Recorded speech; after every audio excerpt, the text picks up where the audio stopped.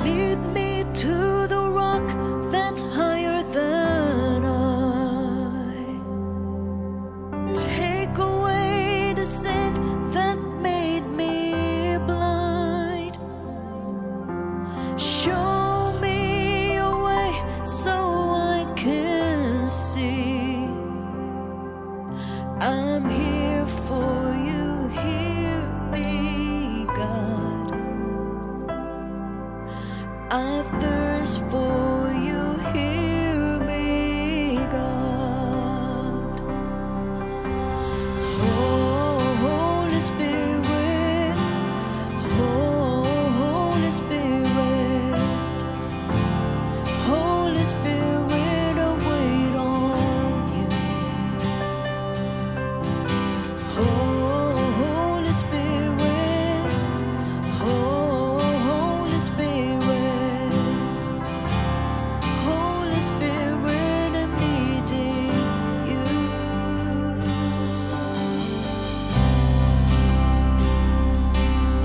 I need you. Yes, as a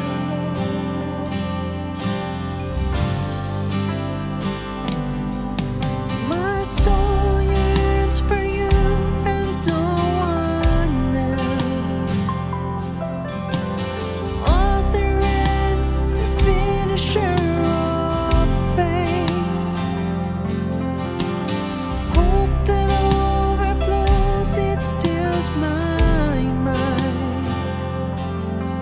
I'm here for you, hear me, God. I thirst for you, hear me, God. Oh, Holy Spirit, oh, Holy Spirit, Holy Spirit, I wait on you. Oh, Holy Spirit, oh, Holy Spirit, Holy Spirit, I'm needing you. Oh, Holy Spirit, oh, Holy Spirit, Holy Spirit, don't leave me now. Oh, Holy Spirit, oh, Holy Spirit, Holy Spirit, I'm awesome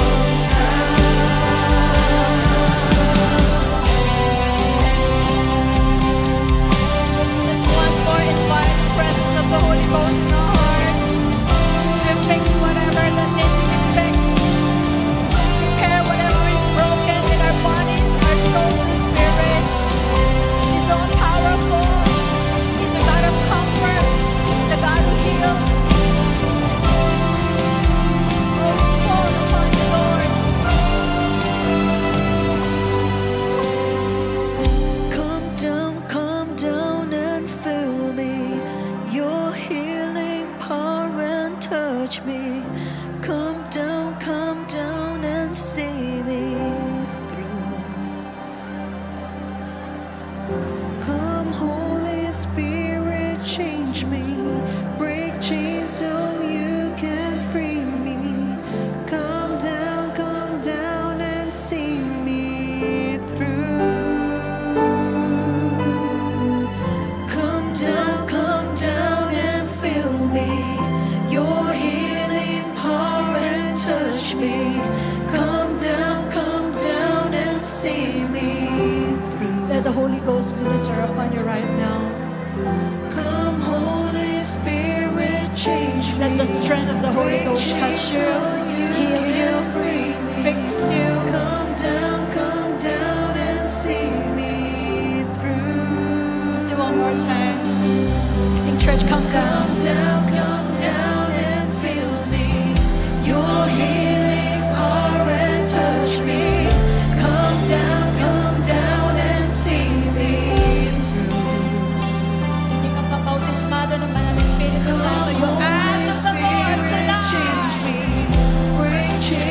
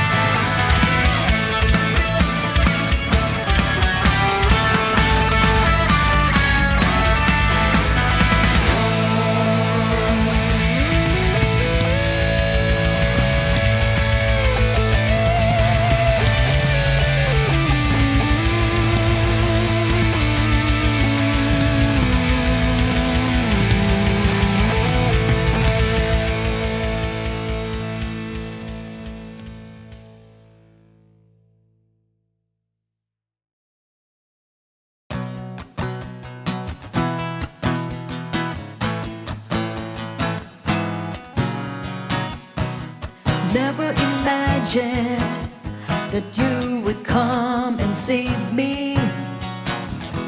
You made me believe in things which I cannot see. You opened my eyes to a good and brand new day. You taught me the truth, Lord, and showed me the way. Jesus, you're the superstar. I know the truth of who you are. I will tell the world and shout your name. With all my heart I'll praise. I dream to see your face to face. No one could ever take your place. All the people will sing upon your throne, 'cause you're the superstar.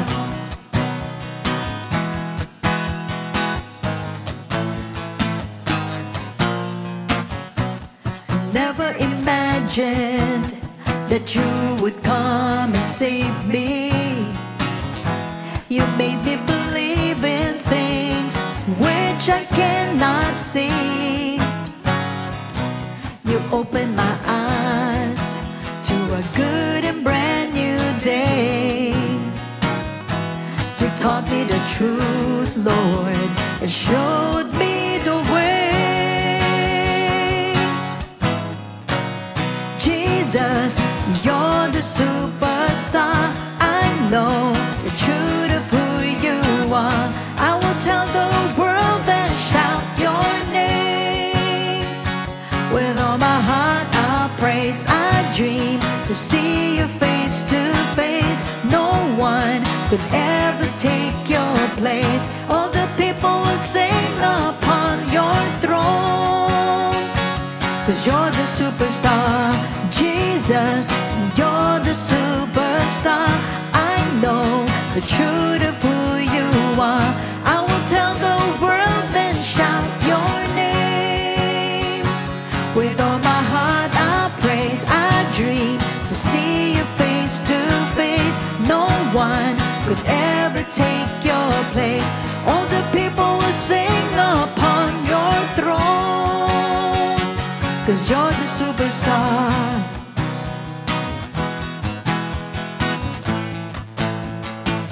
'Cause you're the superstar.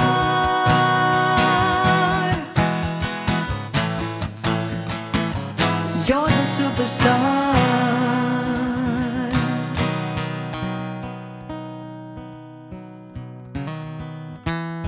A pleasant and wonderful evening sa inyo pong lahat. Salamat po sa Panginoon for this wonderful opportunity. And po sa ating pong beloved Bishop Luwin, Pastor Norma, for allowing me to stand before you. So ngayong gabi, itutuloy po natin ang ating pong pag-aaral. So nawa tayo po lahat ay nakahanda na po makinig. Ibuksan po natin ang ating pong mga puso, ating pong mga isip. I-focus po natin ang ating pong mga sarili sa pakikinig po ng salita ng Diyos. Pero bago po tayo magsimula, tayo po muna ay manalangin sa ating Panginoon. Yuko natin ang ating pong maulo. Lord, salamat po Panginoon sa gabi ito. Muli binigyan niyo kami ng opportunity once again to listen to your word. I-ready mo Lord ang aming mga puso, ang aming mga isip sa pakikinig Panginoon, ng mga banal na salita mo Panginoon. Iliw mo kami sa spirit of error, kaya may spirit of conviction mo ang dumaloy sa bawat isa po sa amin, yung acceptance Panginoon o God sa mga salita mo Panginoon, na lahat na aming mapapakinggan ay maipamuhay po namin Panginoon. At Lord, na ikaw lamang po ang maitas. Alam mo Panginoon na wala kami magagawa kung wala ka, Panginoon. Ikaw manguna, ikaw ang mangusap po sa bawat isa po sa amin, Panginoon. Alayin mo rin kami sa anumang spirit of error, Panginoon, sa mga technical issues. And Lord, we also pray yung mga kapatid namin na pauwi, galing sa mga trabaho at malalayong lugar ay umabot po sa amin pong pag-aaral. Panginoon, muli binabalik namin sa iyo ang kadakilaan at kapurihan in Jesus' name. Amen. So praise the Lord mga kapatid. Last week we have concluded our topic regarding the sin of Eli, which we have covered. First is regarding the sin of passivity, kung naaalala po ninyo. Then yung pangalawa po natin, when we honor people more than God. Then ang pangatlo, the voice we ignore is the warning we need. And lastly, pangapat, when the glory departs. However, tonight, as we continue, we are going to talk about the sin of Manasseh.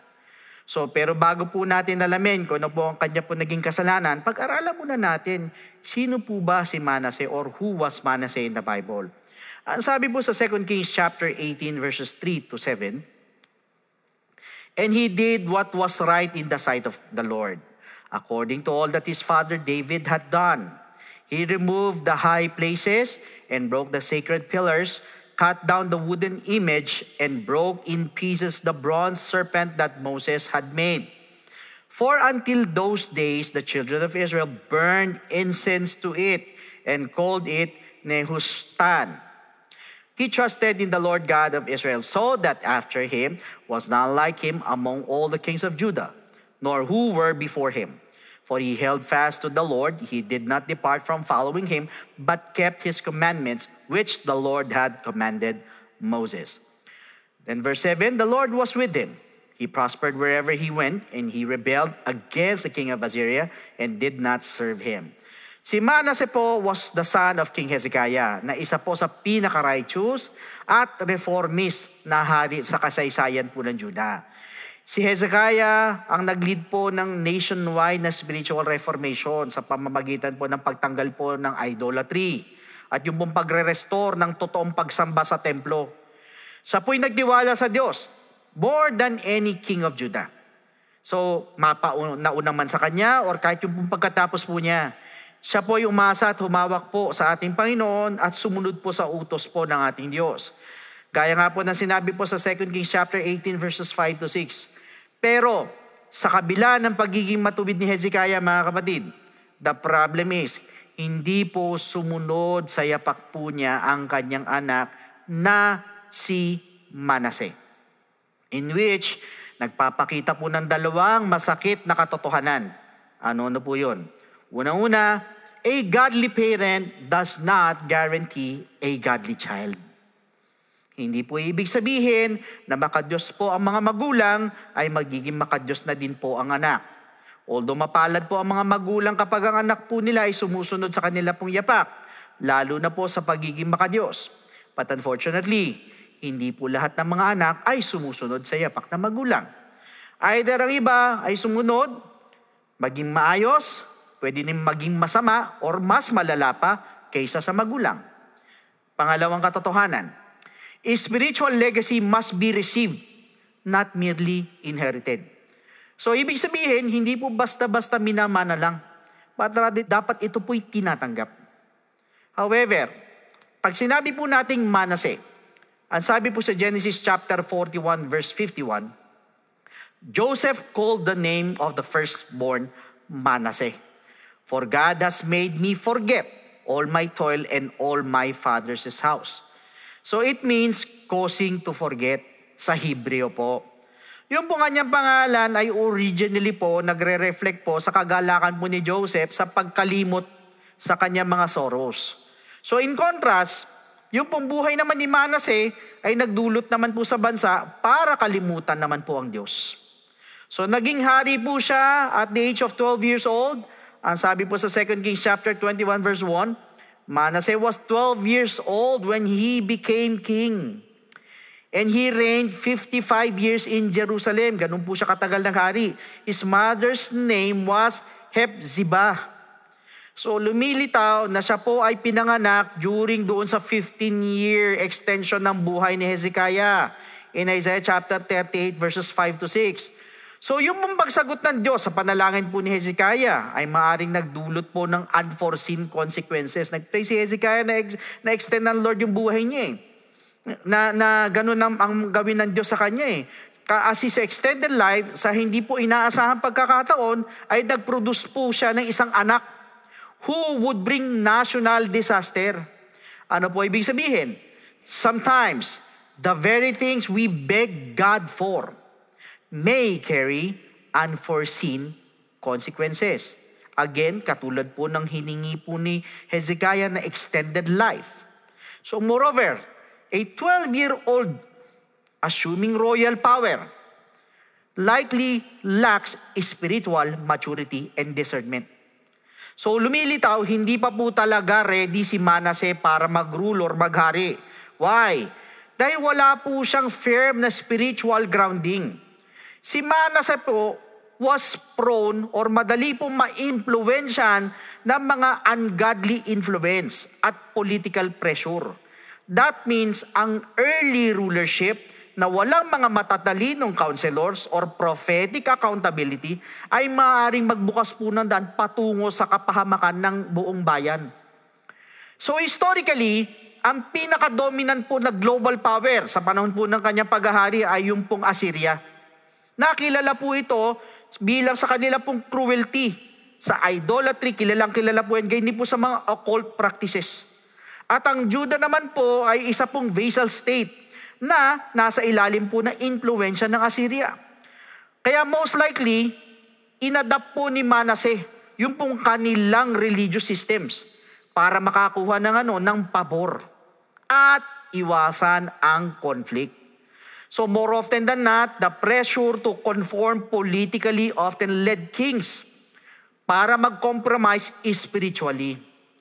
So yung po mga batas, yung po mga policy ni Manasseh ay maaari makita lang bilang isang diplomatic or strategic. Pero sa mata po ng Diyos, ito po ay isang malalim na rebellion. So after po ni Hezekiah, yung pong prophetic voice ay nagbukang mahina na po or ineffective na po sa kabataan po ni Manasseh. Wala pong sinabi ang Bible tungkol sa nagkaroon po si Manasseh ng isang prophet para i-guide po siya in his early years. Ano po ibig sabihin? Leadership without spiritual guidance tends to lean on pragmatism, politics, and pride. So yung pong kawalan ng prophetic influence ay madalas po nagre-resulta sa isang spiritual drift at moral decay. So mga kapatid, lumaki po si Manasseh sa isang tahanan kung saan nasaksihan niya po first hand yung kapangyarihan ng prayer, yung kapangyarihan ng miracles, yung temple worship, and yung pong reading of the law. Meron po siyang access sa katotohanan at namumuhay po siya sa anino ng revival. Pero nakakalungkot po, he chose to reject what he had been exposed to. At yun po ang mabigat, tinalikuran niya po yung kung ano po yung kanyang kinagisnan. So Manasseh grew up seeing righteousness but not embracing it. Ibig sabihin yung pong kanyang kwento ay isa pong prueba na kahit pala lumaki ang isang tao sa church, even in revival, it does not guarantee regeneration. That a person can be surrounded by holiness but never surrender to it. Kaya po siya nagkasala. Kaya po ang tanong, what was the sin of Manasseh? His sin was reversing his father's reforms. Sa paano pong paraan? In 2 Kings chapter 21 verse 3. For he rebuilt the high places which Hezekiah his father had destroyed. He raised up altars for Baal and made a wooden image, as Ahab, king of Israel, had done. And he worshipped all the hosts of heaven and served them. That means undoing everything his father restored. Kung ano yung ni-restore ng kanyang tatay, lahat po yun, inalis niya. Sa pamamagitan ng isa-isahin po natin. First, he rebuilt the high places Hezekiah had torn down. Ang high places po in Hebrew is Bama or Bamot. Ito po yung mga elevated sites na ginagamit po sa mga religious worship. Ay dito po'y gumaganap ng isa pong mahalagang rolyo throughout sa spiritual history ng Israel. Madalas po, ito po'y nasa opposition sa covenant requirements po ng ating Diyos. Apparently, ano-ano po ba itong high places na ito na pinabagsak po ni Hezekiah? In 2 Kings chapter 18 verse 4, he removed the high places and broke the sacred pillars, cut down the wooden image and broke in pieces the bronze serpent that Moses had made. For until those days, the children of Israel burned incense to it and called it Nehushtan. So ito po mga high places na ito, yung mga altars, sanctuaries na nakaset up po sa mga hills, sa mga bundok, kaya hindi sa mga artificial platforms. At isa po si Hezekiah sa mga ilang mga hari na nagtangka pong wasakin ng mga ito na nagpapakita po ng kanya pong deep loyalty sa Diyos. At ito po'y nagmula sa pagan worship sites ng Canaanite religions. Dedicated po sa mga Diyos-Diyosan po nila katulad po ni Baal, ni Asherah, ni Molech, at kung sino-sino pa po. Doon pumasok po ang Israel sa land of Canaan. Sila po ay inutusan po ng Diyos na wasakin ng mga sites na ito. Kaya nga po sabi po sa Deuteronomy chapter 12 verse 2, "You shall utterly destroy all the places where the nations serve their gods." So ibig sabihin sinasabi ng talata, pinasisira po lahat ng mga lugar na ito on high mountains and on the hills and under every green tree. At kasama po sa mga sites na ito, unang-una yung po mga stone pillars. Pangalawa, yung mga pillars or standing stones, yung po masebot. Thirdly, Asherah poles, yung po mga wooden images symbolizing the fertility goddess. At pangapat po, kuminsan naman po yung po mga sacrificial sites at yung pong ritual prostitution. Sadly, pagkatapos po nilang mag-settle sa lupain, hindi po nila winasak ng lubusan. Ito pong Israelites or ang Israel, hindi po nila dinestroy or sinira po yung mga high places. Kaya po sinabi po sa Judges chapter 2 verses 1 and 2, "Then the angel of the Lord came up from Gilgal to Bochim and said, I led you up from Egypt and brought you to the land of which I swore to your fathers. And I said, I will never break my covenant with you. And you shall make no covenant with the inhabitants of this land. You shall tear down their altars." Ang sabi ng angel sa kanila, kailangan yung wasakin ng kanilang mga altar. "But you have not obeyed my voice." Pero hindi kayo nakinig sa boses ko. "Why have you done this?" Bakit nyo ginawa ito? Sabi ng anghel. Just imagine, sinimulan po nilang gamitin ulit ang mga ito. Kung minsan even for worshiping Yahweh. Pero sa labas po ng divinely na pinrescribe po na lugar. Yung pong tabernacle or ng templo sa labas po nito. In fact, the problem with high places are as follows. Unang-una, yung pong disobedience to God's command. Ang sabi po sa Deuteronomy chapter 12 verses 5 to 6, "But you shall seek the place where the Lord your God chooses, out of all your tribes, to put His name for His dwelling place. And there you shall go." Doon kayo pupunta. "There you shall take your burnt offerings, your sacrifices, your tithes, the heave offerings of your hand, your vowed offerings kasama rin, your free will offerings kasama rin po, and the firstborn of your herds and flocks kasama rin."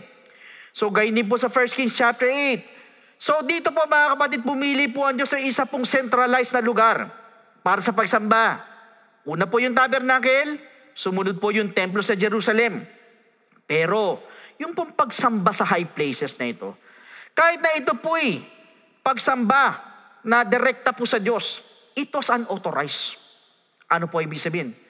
God desires obedience, not just religious activity. Yun ang gusto ng Panginoon. Yung pagsunod. But unfortunately, hindi po sila sumunod. Second problem with the high places, syncretism and idolatry. Pag sinabi natin syncretism, they are combining beliefs and rituals from different religions. Pinagsasama-sama po, hinahalo-halo. Ang high places po ay naging lugar ng mga halo-halong pagsamba. Just imagine, ihalo po nila ang Yahweh worship, ang God worship sa Canaanite rituals. Na iniisip po ng mga tao na sinasamba nila ang Diyos. Pero ginagawa po nila ito sa kapamaraanan ng mga pagano. Kasama po dyan yung pong burning incense to other gods. Ayon po sa 2 Kings chapter 23 verse 8, hindi po yung child sacrifice. In 2 Kings chapter 23 verse 10, pati yung temple prostitution sa 2 Kings chapter 23 verse 7. So in modern times, ang high places po ay nagre-represent po ng symbolically ng unauthorized, compromised, or culturally corrupted na uri ng pagsamba. Kung saan kine-claim po ng mga tao na ang pagsamba po sa totoong Diyos, pero inahalo po nila ito sa worldly or pagan elements. Alam at hindi alam. Imagine, Ganun po ang ginagawa nila. However, the question is this: how does the high places of syncretism affect modern churches today? Unang-una, prosperity-driven worship, yung pong blessing altars. Ito po'y parallel to Canaanite fertility rituals. Modesty aside po, ang ibang mga iglesia po, churches po, they focus on worship entirely sa pagtanggap lang po ng material blessings, health, and wealth. Ginagamit po ang pangalan ng Diyos, yes, pero ang desire is selfish gain, which is mirroring the Baal or Baal worship mindset na if I offer something, the deity must bless me. Siguro pag nag-alay ako, ay pagpapalain din ako ng Diyos. At hindi lang po yan. Ang pagsamba po ay nagiging transactional rather than relational. Ang high place mindset po, I worship God so He gives me more money. Sasambahin ko ang Diyos, kaya bibigyan niya ako ng mas maraming pera. Which should not be the case. Kaya nga po sinabi ng Diyos sa John chapter 6 verse 26, Jesus answered them and said, most assuredly I say to you, you seek me, not because you saw the signs, but because you ate of the loaves and were filled. That means, tayo po'y sumasamba sa Diyos, hindi po dahil sa meron po tayo makukuha. But rather, we worship God more than what we need in life. Kaya tayo sumasamba dahil higit pa yan, hindi dahil sa may makukuha tayo. Second, sensual worship atmospheres. Ano po ibig sabihin? Yung po mga worship services designed with sensual lighting or performance that excite the flesh, take note, rather than reverence to God. Hindi ko po sinasabing masama ang mga choreography or yung mga dance moves, yung mga lightings. Okay po yan. Pero, siguraduhin po natin, nasa Diyos po ito. At ang naitataas po ay ang Diyos, hindi po ang ating mga sarili. Kasi po, kung minsan yung po mga cultural entertainment values, na-override po ang holiness at yung pong fear of the Lord. That is why we need to be careful na huwag maging katulad po ng mga Canaanite cults. That they use music, they use dance, and sexuality in the rituals. Na lumilikha po ito ng emotional intoxication na wala namang spiritual transformation. Ang pinaka-high place mindset po nila, as long as I feel good, it must be God. Basta nararamdaman ko na okay sa akin, ayos sa akin, ito ay sa Diyos. Pangatlo, yung pong mixing biblical language with New Age teachings. Ano po ibig sabihin? Other churches na nagtuturo po ng the universe is aligning, ang mindset nila that replaces God with a vague universal force. Or sasabihin nila yung destiny mo or yung destiny ko sa cosmos. Ibig sabihin, nabase po nila yung alignment ng mga stars, yung mga other astronomical phenomenon sa mga decisions. Or yung pong manifest your future. Yung pong they trust in cosmic timing. For example, you're looking for a partner o asawa, or boyfriend, girlfriend, sabihin na natin. Tagahanap po ng mga certain signs kung paano kayo magkikita at dadalhin ng universe sa isa't isa. Can you imagine that? I just want you to know na ito po yung mga occult concepts na nakabihis lang po ng biblical sounding language. Ibig sabihin, akala mo sa Diyos. Yung pala hindi. Kaya nga sa 2 Kings chapter 21 verse 6, ang sabi rito, also he made his son pass through the fire, practiced soothsaying, used witchcraft, and consulted spiritists and mediums. He did much evil in the sight of the Lord to provoke him to anger.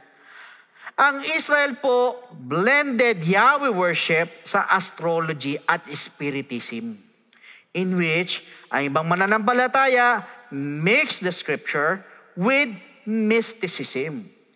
Pag sinabi nating mysticism, you're trying to have a personal, deep connection with a higher power sa mamamagitan ng mga ritual or meditations. Ano po ang high place mindset? I use God's name, but I draw power from other sources. Gagamitin ko ang pangalan ng Diyos, pero sa iba ko kukuha ng kapangyarihan. Nakakita niyo po kung gaano po katindi ang influence ng high place syncretism.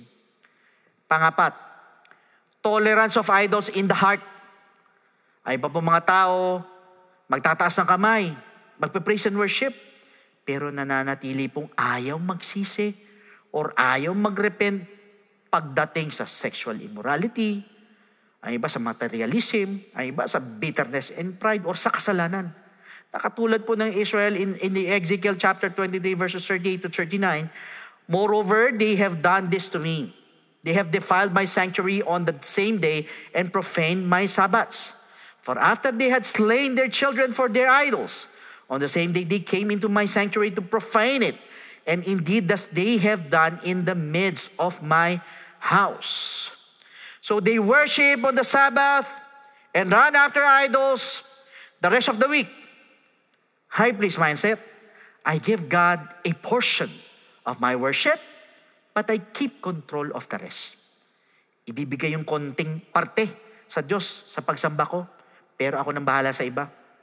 Imagine, kapiraso lang ang ibibigay sa Diyos sa pagsamba. Kung minsan sa awitan, nalilate pa po tayo dumating, pagdating sa Word of God, tapos hihingi tayo ngayon kay Lord. Tapos si Lord naman buo ibibigay sa atin, samantalang tayo kapiraso lang ang binibigay. What else? Panglima, compromised gospel preaching. Ano po ibig sabihin? Yung po mga preachers who avoid addressing sin, iniiwasan pagdating sa kasalanan. Pati yung topic about hell, topic about judgment, topic about repentance. Kasi baka matisod, baka magalit, baka lumipat na ibang church, baka hindi na magbigay, baka pag nasaktan. Ang mga preachings po ay naging motivational talks. Ganun na lang po, na nag-a-affirm po sa worldly lifestyles. Meaning yung pong gospel ay naihahalo sa humanism. Self-esteem, psychology, sa mga cultural trends. Alam niyo po, ang sabi po sa Exodus chapter 32 verse 5, so when Aaron saw it, he built an altar before it. And Aaron made a proclamation and said, tomorrow is a feast to the Lord. Wala po itong pinagkaiba sa Israel. Nagawa po sila ng golden calf. Ano po ang pinaka-high priest mindset? Let's make God more attractive to the world, even if it costs His truth. Gawin natin mas kaakit-akit ng Diyos sa mundo, kahit na ito'y lihis sa katotohanan. Beware of this mindset. Pang-anim, political or ethnic idolatry in the church. Mga kapatid, ito po'y kapag ang isang church ay nagsimula na po i-equate ang katapatan sa Diyos with loyalty to a political party, cultural identity, or nationalism. Mag-iingat po tayo, lalo na po ngayon, katatapos lang ng eleksyon. Ang sabi po sa Isaiah chapter 30 verses 1 and 2, woe to the rebellious children, says the Lord, who take counsel, but not of me, hindi sa akin, and who devise plans, but not of my spirit, pero hindi sa espiritu ko, that they may add sin to sin. Ulitin ko, that they may add sin to sin. Who walk to go down to Egypt and have not asked my advice, to strengthen themselves in the strength of Pharaoh and to trust in the shadow of Egypt. This is like Israel aligning with Assyria or Egypt for protection instead of trusting God. Hindi nila alam na hahati po yung altar. One part for God, another for Caesar. Ang pinaka-high place mindset po nila, my political identity and spiritual identity are one and the same. Alam niyo, ang sabi po sa Matthew 22 verse 21, give to Caesar what is Caesar's and to God what is God's.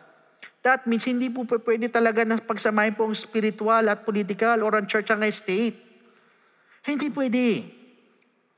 What about yung number 7? Celebrity worship in church culture. Could you imagine meron ganito? Ano ibig sabihin? Insulting worship leaders, even pastors, more than Jesus Christ Himself. Alam niyo po, napakadelikado po nito. Pag ito po nangyari, pwede pong pabagsakin ng Diyos ang sino man. At ang masakit, hindi naman po nila gustong mailagay sa pedestal. Ang problema, ibang tao, panay ang lagay sa mga tao sa pedestal. Na hindi nila alam na pwede itong ikapahamak ni leader o ni pastor. Wala pong masamang humanga, mag-admire. But we need to be careful. Bakit? Ang sabi po sa Isaiah 42 verse 8, I am the Lord, that is my name, and my glory I will not give to another. Hindi po alam ng iba na ina-idolize na po nila ang tao, which is very, very dangerous. Truth be told, ang mga social media fame, yung mga papuri, ay maaari pong mapalitan po ang humility at servanthood. Alam niyo po yung parehas na spirit na naging sanhi kay Manasseh to build his own idols, ay makikita po sa self-made ministries po na nakafocus sa image. Ano po ang pinaka-high place mindset? As long as the person is gifted, their character does not matter. Walang problema sa karakter, kahit masama pa ugali niyan, basta gifted okay lang. Alam niyo mga kapatid, we need to be extra careful sa ganitong mindset. Kailangan siguraduhin po natin na malinis po ang puso ng tao at maayos po sa harapan po ng Diyos. So in other words, katulad po ng ancient Israel, yung po mga high places na ngayon po ay mga lugar na blended devotion kung saan ang pangalan po ng Diyos is still in vogue, pero yung pong pagsamba po no longer honors Him. Meaning to say, it is outwardly religious, but inwardly compromised. Meanwhile, punta po tayo sa pangalawang kasalanan or the second sin. He reintroduced Baal worship and made Asherah poles.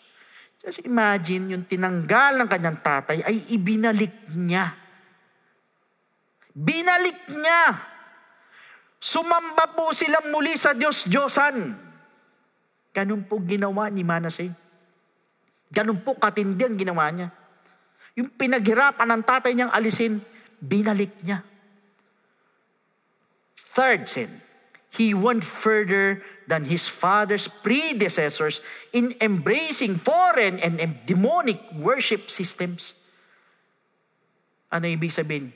Ito po'y nagpapakita ng isang sinasadyang pagre-reject sa legacy ng kanyang tatay. Not mere passivity, but rather it was an active rebellion. Hindi po ito ignorance, but it was defiance. Dinefy niya po talaga deliberately. Sinadya niya talaga. Pangapat, decentralization of worship. Yung pong paggamit ng multiple high places ay nagdulot po ng fragmentation or yung pong pagkakawatak-watak ng mga worship at saka ng kawalan or loss of national spiritual unity. Nawala yung unity sa kanila. Instead na sila po'y magtipon sa templo, sa Jerusalem, anong ginawa? Ang bawat tribo po or bawat town po ay nag-develop or gumawa po ng kanilang mga sari-sariling version ng relihiyon. That is why ito po'y nag-contribute sa kanilang spiritual confusion and decline. Naguluhan po sila. Kaya po sila unti-unti bumagsak. Panglima, symbol of compromise. Kahit yung po mga hari na who did what was right, ay madalas po sumasablay sa pag-alis po ng mga high places katulad po ni Asa, ni Jehoshaphat, ni Amaziah in 1 Kings chapter 15 verse 14. Ang sabi dito, but the high places were not removed. Nevertheless, Asa's heart was loyal to the Lord all his days. Ito po mga high places na ito ay naging simbolo ng mga partial obedience na hindi po pinagpapala po ng Diyos. At napakahalaga po ng pagwasak ni Hezekiah ng high places. Bakit? Dahil yung pong pagkilos niya was a radical spiritual reform. At dahil naiintindihan niya po yung totoong revival ay hindi po ito darating, hindi po ito mangyayari hanggat ang maling pagsamba po was completely torn down. Kaya po yung pagwasak po niya ng high places ay nagpapakita na ito pong si Hezekiah, first, he revered God's exclusive worship in the temple. Ganun po siya. Pangalawa, rejected cultural compromise. Ayaw niya. Pangatlo, desired covenantal purity for the nation. Kaya lang, ang sabi po sa 2 Kings chapter 21 verse 3, for he rebuilt the high places which Hezekiah his father had destroyed. Nirebuild po ni Manasseh yung mga winasak po ni Hezekiah. He raised up altars for Baal and made a wooden image as Ahab king of Israel had done. And he worshipped all the host of heaven and served them. When Manasseh rebuilt them, it was more than a political move. Higit pa po dyan yan. It was a deliberate reversal of Hezekiah's righteous reforms. Hindi lang niya po ni-rebuild yung mga lumang altar, but also amplified idolatry. Mas pinaigting niya pa yung idolatry. As he led the nation into worse sin than the Canaanites, mas malala pa. Which ano po ang naging resulta? 2 Kings chapter 23 verses 26 to 27. Nevertheless, the Lord did not turn from the fierceness of his great wrath, with which his anger was aroused against Judah. Why?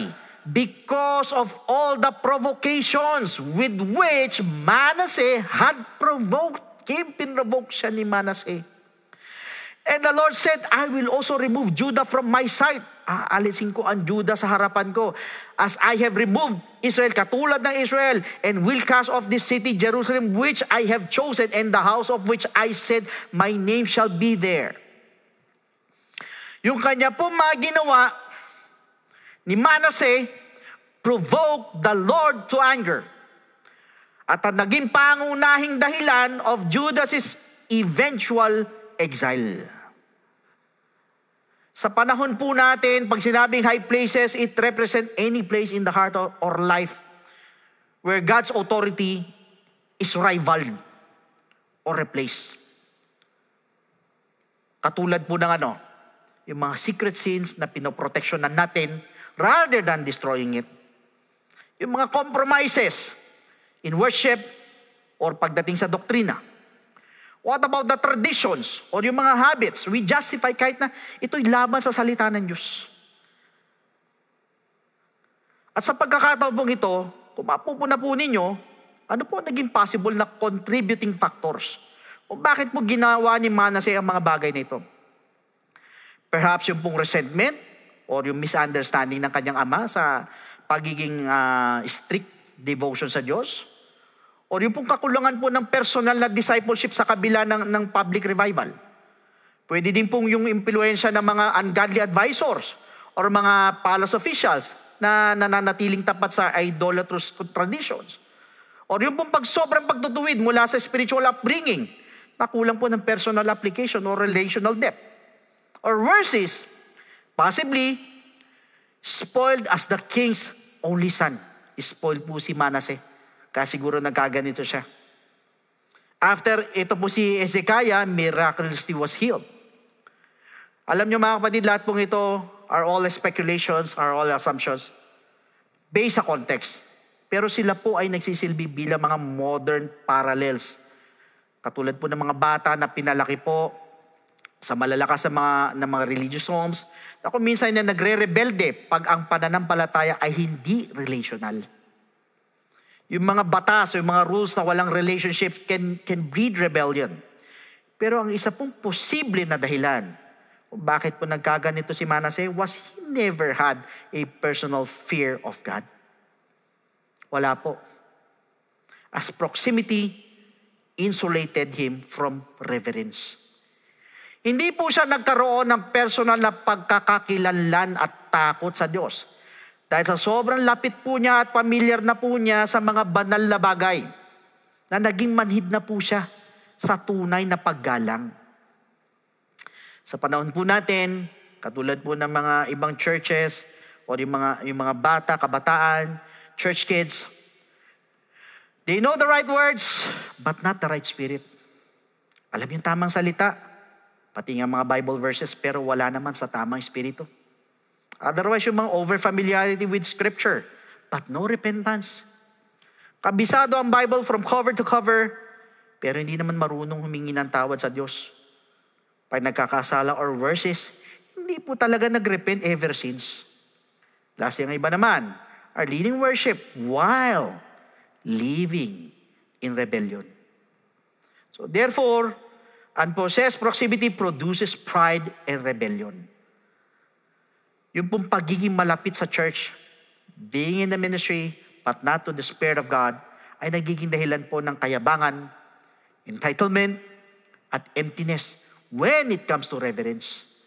Yung pong pag ang isang tao ay namumuhay sa near the things of God, in the church, around the Bible, surrounded by spiritual activity, pero hindi naman po personally tinatanggap or surrender to the truth. A dangerous process begins. Ibig sabihin, being close to the presence of God without being changed by it. Ano nangyari? First, nagkakaroon ng hardened hearts. Pag ang isang tao who consistently hears God's word but refuses to respond with faith and repentance, yung po kanilang puso gradually becomes calloused. Nagkakakalyo, nagiging kalyado. Noong una, nakikinig-kinig pa. Hanggang sa bandang huli, wala nang nararamdaman. Kalos na eh. Ganyan ang kalyo nagsisimula kahit sa kamay. Noong una, nasasaktan ka. Noong bandang huli, hanggang sa nagiging manhinda, kumakapal na yung kalyo hanggang sa wala ka nang mararamdaman. So, ibig sabihin, the more they ignore conviction, the more insensitive they become to the Holy Spirit. Yung minsan nagpaiyak sa kanila, now, barely stirs them. Barely moves them. Ganyan po ang nangyari kay Pharaoh sa Exodus. He repeatedly saw God's power, but each time, he hardened his heart further. Kaya nga po sa Hebrews 3:15 ang sabi rito, while it is said, today, if you will hear His voice, do not harden your hearts as in the rebellion. That means yung pong parehas na araw that melts the wax will harden the clay. Ibig sabihin, the Word of God softens the humble, but hardens the proud. Second, yung pong ritualistic worship, pag wala yung possession ng genuine faith, ang mga tao ay magsisimula po to go through the motions of religion. Gagawin nila, kaya lang nagiging routine na lang po ang pagsamba. Hindi na po relational. It's all about external performance. Wala na po yung inner transformation. Ang mga tao po yung umaawit without meaning, some pray without faith, and serve without love. Katulad po ng mga Pharisees sa Matthew 15:8, ang sabi rito, these people draw near to me with their mouth and honor me with their lips, but their hearts is far from me. Yung kanilang mga puso ay malayo sa akin. Meaning, ritual without relationship becomes empty religion. And empty religion leads to spiritual death. Pangatlo, eventual rebellion. Ang isang puso that is hardened, that is empty, ay hindi po mananatiling neutral. It will eventually rebel against God.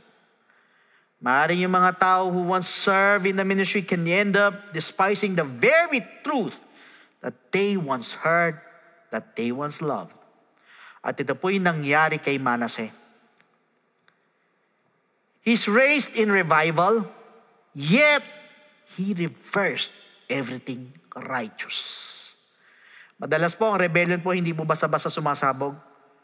O hindi po, ito po sa pamamagitan po ng isang mabagal ng paglayo caused by proximity without genuine possession. Kaya nga sa Hebrews 10:26-27, for if we sin willfully after we have received the knowledge of the truth, there no longer remains a sacrifice for sins, but a certain fearful expectation of judgment and fiery indignation which will devour the adversaries. Remember, pag pinagpatuloy po natin, binawiliwala ang katotohanan, we will eventually resist it. And if we resist it long enough, at the end of the day, we will oppose it.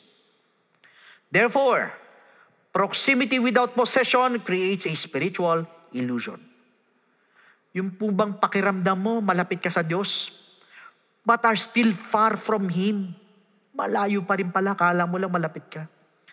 Unless ito po'y i-confront po sa pamamagitan po ng repentance, ng surrender, it leads to a hardened heart, mechanical religion, eventually open rebellion. At hindi lang po yan. Ang pinaka-spiritual implications ng kanya pong upbringing ay ang mga sumusunod. Ano-ano po yan? Unang-una, yung pong buhay ni Manasseh ay tumayo po bilang isang cautionary tale na spiritual inheritance is not enough. Hindi po sapat. Pangalawang implication na spiritual, ang bawat tao must come to their own personal conviction of truth. Pangatlo, even godly parents can produce children who choose rebellion. Ibig sabihin ng totoong test ng legacy ng mga magulang ay hindi kung gaano po tayo kaayos gumawa ng mga altar, kundi kung gaano po natin inihahanda ang ating mga puso. Meaning to say, God is not impressed by external proximity to righteousness, but rather ang gusto niya is internal transformation. Kaya po kahit po si Manasseh was born into revival, raised by a praying king, and positioned to lead a nation in righteousness, yet he became the most evil king Judah ever had. Ganon siya kasama at katindi. Para sabihin ng Bible, the most evil king that Judah ever had. Yung pong kanyang kwento ay hindi po nagsimula ng dahil sa kulang ng pagkakataon, but rather sa isang sinasadyang pagtalikod mula po dito. Brothers and sisters, ito pong pagtalikod na ito is what makes Manasseh's story not just tragic, but deeply convicting. At ito po ang simpleng kwento ni Manasseh who sinned against God. So at this moment, naway may natutunan po tayo at marami tayong natutunan. Next week, itutuloy po natin ang part 2. Pero sa pagkakataon pong ito, tayo po'y magpasalamat po sa Diyos sa napakagandang mensahe, sa paalala po niya sa atin. Yuko natin na ating pumaulo, tayo po'y manalangin. Lord, maraming salamat po sa inyo pong mensahe ngayong gabi. Minsan pa'y pinaalala mo po sa amin what matters most. Ito po hindi lamang ang proximity sa kingdom, but rather our genuine relationship to you. Patawarin niyo po kami sa mga pagkakataon na mas pinagtutuunan po namin ng pansin ang mga bagay na aming nakikita. Ang mga bagay na nakalulugod sa aming mga mata at nasasawalang bahala po namin ang iyong kautusan. Lord, give us a contrite heart upang sa lahat ng bagay na aming gagawin, we seek your glory first and that we never lose sight of what matters most. Yan po ay ang masunod ang iyong kagustuhan. Muli, binabalik namin sa iyo ang lahat ng kadakilan at kapurihan. In your most precious and wonderful name, in the name of Jesus. Amen. So praise the Lord, napakabuti po ng Panginoon at binigyan niya naman po tayo ng pagkakataon mag-self-reflect. Well, sa atin naman po mga first-time viewers, if you feel that God is talking to you right now, perhaps akala po natin na sumusunod tayo sa kanyang kalooban, pero hindi po pala ito naka-align sa kanya, let me share with you how we can fully align our life to God. And that is by accepting Jesus Christ in your life, unang-una, as your Lord and personal Savior, and by believing in His gospel for you to be saved. Pag sinabi nating salvation, so please listen to me, sa lahat ng mga first-time viewers. Ang sabi po sa Ephesians chapter 2 verse 8, for by grace you have been saved through faith. So malinaw po na sinabi ng Bible that we are saved by grace through faith. Kaya alam po ang tanong, saan po tayo mananampalataya at maniniwala? That is a question. It is found in 1 Corinthians chapter 15 verses 1 to 4. Moreover, brethren, I declare to you the gospel which I preached to you, which also you received and in which you stand, by which also you are saved, if you hold fast that word which I preached to you, unless you believed in vain. For I delivered to you first of all that which I also received, that Christ died for our sins according to the Scriptures. So sa madalit sabi, may basis po yan. It is according to the Scriptures that Christ died for our sins. Second, that He was buried and that He rose again the third day according to the Scriptures. So may basis pa rin po yan ng Old Testament po. So, ibig sabihin, we need to believe in the gospel of Jesus Christ. Hindi po ito hearsay, kundi may basehan po ito. It is according to the scriptures that He died, He was buried, and that He rose again the third day. Na ito po'y kailangan po natin sampalatayanan at paniwalaan yung pong death, burial, and resurrection of Jesus Christ. Kaya lang po ang tanong, is believing enough? Pag tayo po ba'y nanampalataya, tayo po'y naniwala, ay wala na tayong gagawin, hihinto na po tayo doon, tutuldok na po tayo doon. Ang sabi po sa 1 Peter chapter 4 verse 17 sa bandang baba ng talata, what will be the end of those who do not obey the gospel of God?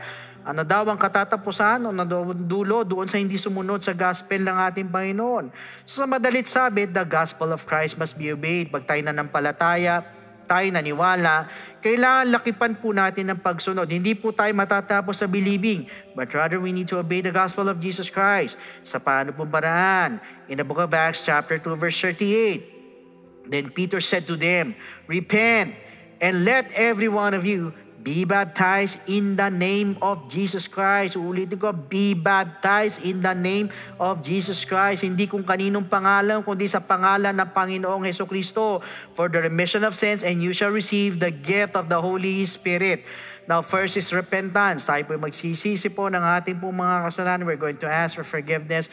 We're going to confess our sins. At naniniwala po, kahit pakiramdam mo, ang dami mong kapalpakan, dami mong mali na gawa, mabibigat na kasalanan, but for as long as there is that genuine repentance in your heart, diyan po nakatingin ang ating Panginoon sa ating po mga puso, yung taos puso na pagsisisi. Believe me, my friend, the Lord is willing and able to forgive your sins. Hindi po interesado ang Panginoon sa kasalanan mo, sa mga nakaraan mo, sa past mo. Ang interesado sa yung taos puso ng ating pagsisisi at patatawarin ka ng ating Diyos na buhay. Yan po yung first step, we need to repent. Diyan din po papasok yung pong death to sin. Now, second, we need to be baptized in the name of Jesus Christ. So tayo naman po ibabautismo sa tubig. Ilulubog po tayo sa tubig in the name of Jesus Christ po yan. Ang sabi po sa Romans chapter 6 verse 4, therefore, we were buried with Him through baptism into death, that just as Christ was raised from the dead by the glory of the Father, even so we also should walk in newness of life. That means we need to be baptized in the name of Jesus Christ. So tayo naman po ilulubog sa tubig, babautismuhan po tayo sa tubig. Why? Dahil para bagang inililibing naman po natin ang ating po mga kasalanan. So ito po isang type ng blood of the Lamb that takes away the sins of the world, at hindi po ito paghuhugas ng dumi ng katawan, kundi ito po yung pag-aalis po ng ating po mga kasalanan. So yan po yung pangalawang step. We need to be baptized in the name of Jesus Christ. Now, the third step is we need to receive the gift of the Holy Spirit. Yan naman po papasok ang ating transformation, yung ating pong regeneration. Sa madalit sabi, tayo mababago na po. Na nabanggit po sa Romans 8:11, kaya hindi po sa Titus chapter 3 verse 5. In fact, once we receive the gift of the Holy Spirit, we're also receiving power. Sa lahat ng mga first-time viewers, aminin nyo man hindi, lahat tayo may kahinaan. Minsan, binipilit natin magbago, pero bumabalik tayo sa dati, 1, 2 buwan. Susunod na pa nun, babalik na naman, tapos pipilitin mo na naman, tapos babalik ka na naman sa dati, pabalik-balik. Mapapansin niyo, hindi kayo magbago ng lubusan. Bakit? Sarili nyo lang po. But you know what? Once you receive the gift of the Holy Spirit, yun yung sinasabing power. Power to overcome all our weaknesses. At yan din po yung magpapaalala po sa atin para makasunod po sa kalooban po ng ating Panginoon. So take note, ito pong tatlong bagay na ito ay kailangan maganap po sa ating mga buhay. First, we need to repent. Second, we need to be baptized in the name of Jesus Christ. And thirdly, we need to receive the gift of the Holy Spirit, and that is what we call the good news. And that is the gospel of Jesus Christ. So at this moment, sa lahat mo nang gusto tumanggap sa ating Panginoon, pwede po ba na itaas mo niyo yung dalawang kamay bilang tanda ng pagsuko? Yuko po ninyo yung mga ulo. And please repeat after me with this prayer habang binabanggit ninyo ang panalangin to. Andun yung taos puso na tayo humihingi ng tawad sa Panginoon. Tayo po'y nagre-repent, tayo po'y nagsisisi po ng ating mga kasalanan habang binabanggit ang panalangin to. So please repeat after me. Panginoong Jesus, lumalapit po ako sa iyo bilang isang makasalanan. Patawarin mo po ako sa lahat ng aking mga pagkakamali at pagkukulang. Sa oras na ito, tinatanggap po kita bilang sariling tagapagligtas at tinatanggap po kita bilang Diyos ng aking buhay. Naniniwala po ako na ikaw ay namatay, ikaw ay nilibing, at sa ikatlong araw ay nabuhay na magmuli. Tulungan mo po ako makapagsimula ng bagong buhay at idagdag mo po ako sa iyong kaharian. Maraming salamat po sa pangalan ni Jesus. Amen. So yan po yung first step. Para sa pangalawang step, andyan po mga telephone numbers po natin sa baba po ng mga screens po ninyo. Pwede po kayong tumawag dyan para makapagpa-schedule po tayo ng water baptism. Otherwise, pwede din po kayo mag-message po sa ating mga FB page. Iwan lang kayo ng mensahe para masagot namin to give you further instructions. So next week mga kapatid, huwag po kayo mawawala. Same time, same channel, as we are going to talk about the second part of the sin of Manasseh, and it's about the depth of Manasseh's wickedness. So once again, God bless every one of you, and to God be all the glory.